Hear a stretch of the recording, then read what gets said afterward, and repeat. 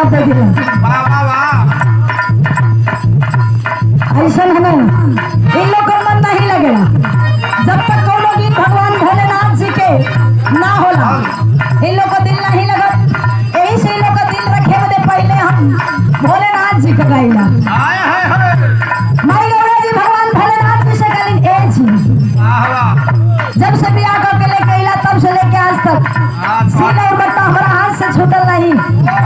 सुनो कि सील और बट्टा अब हमारा से नहीं छूटी। भगवान भोलेनाथ जी कलो नू काहे हो माई गौरा जी बतावत ही मेरे नाथ है स्वामी जी। सील बट्टा चलावत चलावत ही हमारा हाथ दोनों खिया गई और आप कहत हो कि काहे ना चली तो हमार बात सुना। माई गौरा जी बतावत ही भगवान भोलेनाथ जी से कैसे बतावत हिमर सब्जी।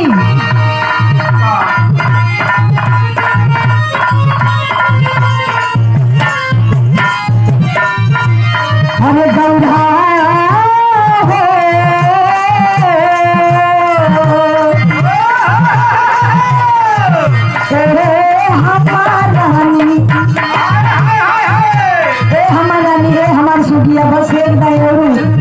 लेकिन माई गौरा जी कहत है का कहत है दाही के धैले तोरा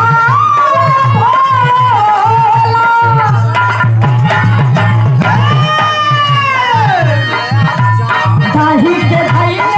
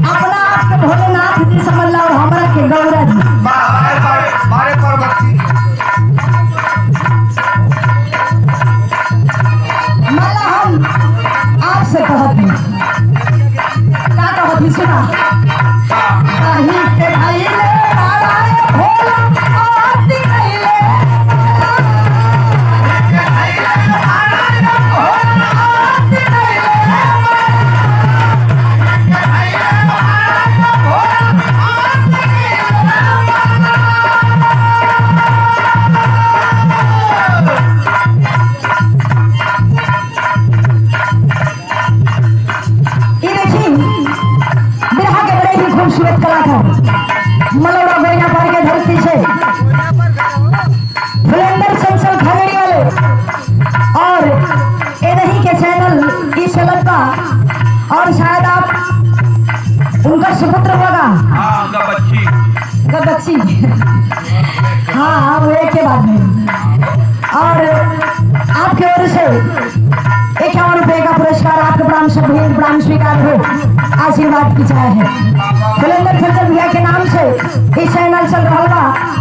ज्यादा सब्सक्राइब लाइक शेयर कमेंट करे का काम करिए आप लोग। ये आप लोग से मिलती है लेकिन कहना है का